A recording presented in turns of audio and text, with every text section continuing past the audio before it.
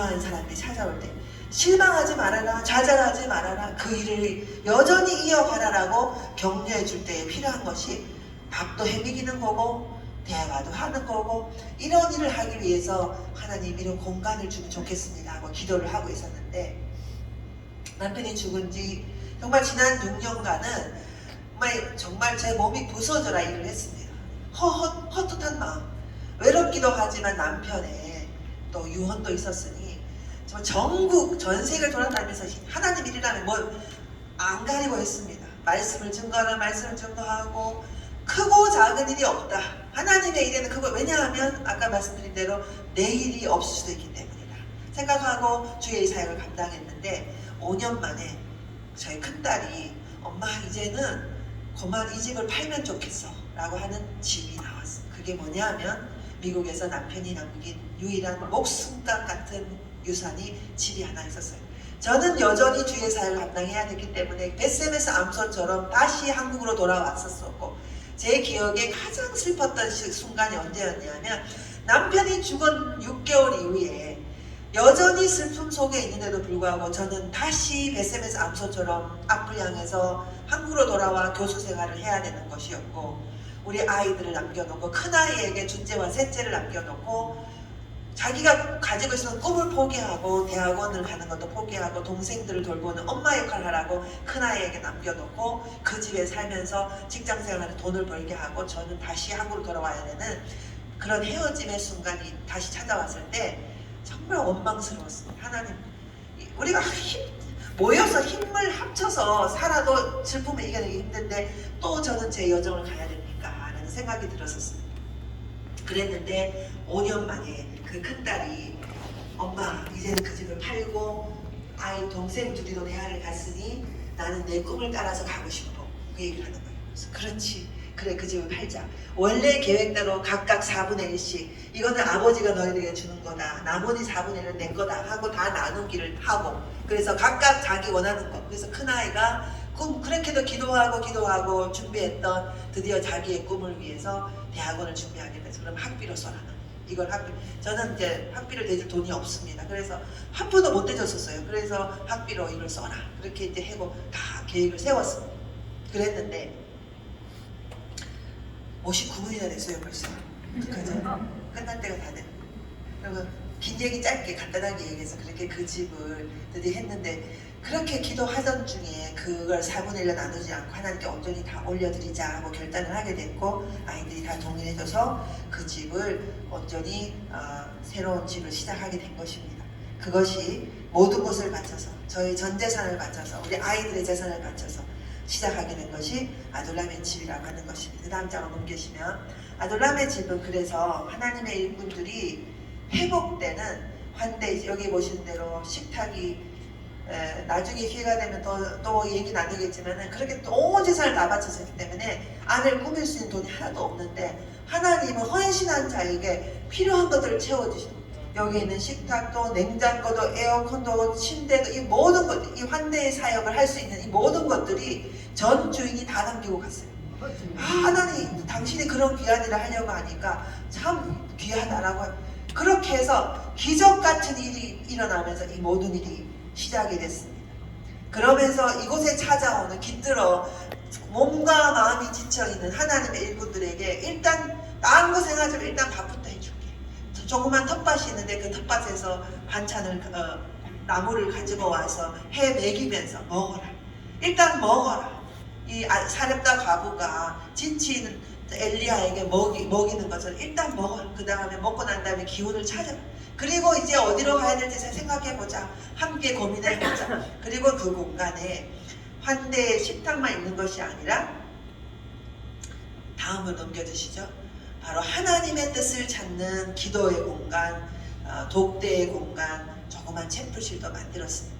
큰 건물이 아닙니다. 그러나 이제 보기에 되게 아름답게 작지만 한 명이 와서 오롯이 기도할 수 있는 그런 공간을 만들어 환대와 독대의 공간, 아둘람의 집이라는 것을 시작을 하게 돼서, 그곳에서 하나님의 일꾼들을 돌보는 일을 본격적으로 시작하기로 결단을 하고, 그 집을 작년 4월 12일 날 열쇠를 받아서 전 재산을 걸어서 하나님, 이 일을 하나님께 남편의 삶을 생각하며 그 일을 이어가기로 합니다. 결단을 하고 드디어 7월 셋째 주 오픈 예배를 하고 이 전 과정, 그 다음 장으로 넘겨주시죠. 그 전 과정에 엄마 이제는 집을 팔았으면 좋겠어.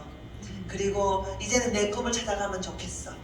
그리고 이 일을 시작하게 되니까 동생들을 설득해서 그래 우리가 이걸 다 하나님께 바치자. 그래야 엄마가 그 사역을 이어갈 수 있지.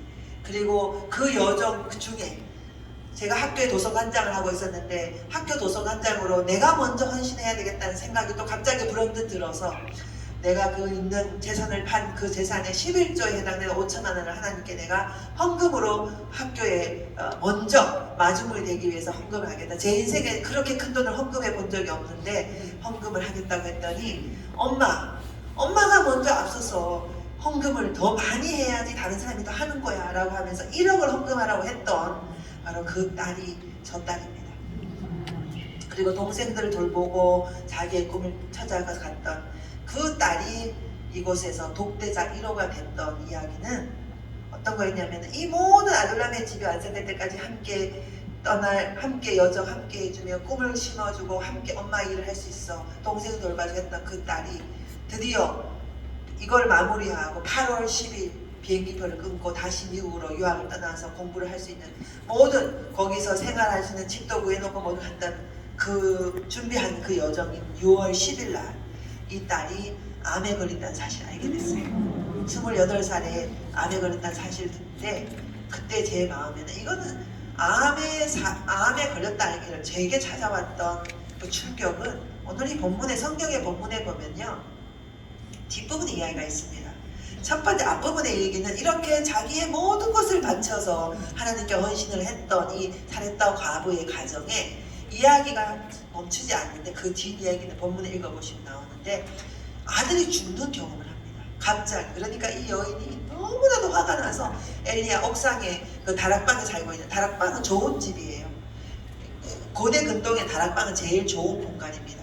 제일 좋은 공간을 내준 거예요. 그런데 그 제일 좋은 공간에 내줘 깃들어 있는 이 사람 찾아가고 항의를 하면서 이럴 수는 없습니다. 내가 그때 죽었어야 되는 겁니다. 왜 우리 집에 찾아와서 살려놔놓고 희망을 줘놓고 다시 짓밟습니까? 희망을 절망으로 짓밟습니까? 막 이렇게 항의할 때에 이 엘리야가 화를 내지 않고 오히려 이 여인의 슬픔을 공감하면서 하나님 앞에 이 아이를 안고 죽은 시체를 이스라엘 사람은 죽은 시체를 부정하다고 만지지 않습니다. 죽은 시체를 안고 코에 코를 맞추고 입에 입을 맞추고 이렇게 올라가서 기도하죠. 그러면서 그 기도의 내용이 본문에 보시면 뒤에 나오는데요. 마치 어미가 하나님께 항의하듯이 이 엘리야가 항의합니다. 그리고 하나님께 기도하는데 기도의 결과 이 아이가 살아나죠.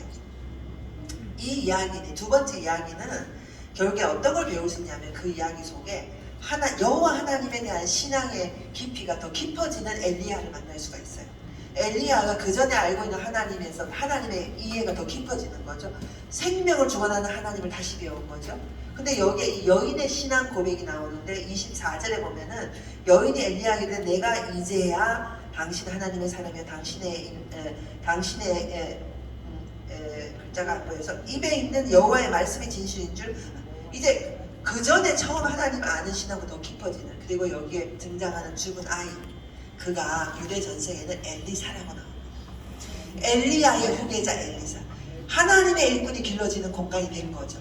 죽음을 이겨놓은 어쩌면 제 얘기하고 똑같이 이렇게 만들어지는지 그래서 하나님께서 그때부터 이 건물을 만들어 놔놓고 어떻게 하나님의 일꾼들을 위로해야 되는지 알려주기 위해서 저에게 새로운 독대의 경험을 하게 하시고 저는 이제 제 원망 하나님께 원망한 그 원망이 욥의 원망이었어요. 하나님 6년 전에 남편을 데려가시다니 제가 그래도 다시 하나님 열심히 믿으려고 했는데 이거 다 드렸는데 저 이거 드리는 거 쉬운 거 일이었는지 아세요? 너무 하십니다. 왜 우리 집에 또 암을 보내십니까? 이럴 수는 없습니다. 제 그 원망의 기도가 어떻게 없었겠어요.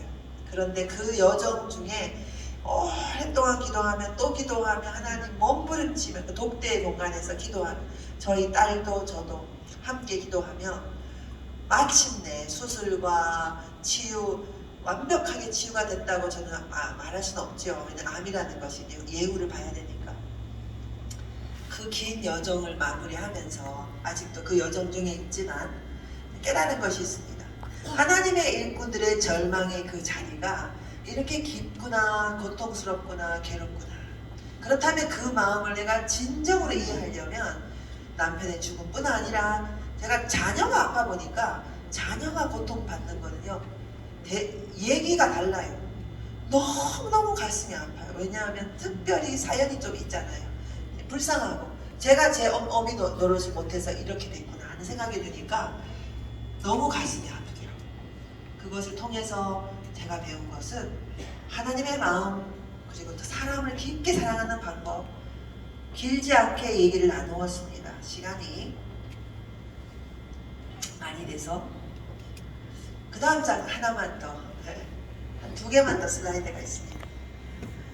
독대 환대의 여정 중에 있는 우리의 성격 온전한 독대의 경험을 배우기 위해서 살던 과부의 이야기와 공명이 되는 이 사진은 무슨 사진이냐면 제가 어디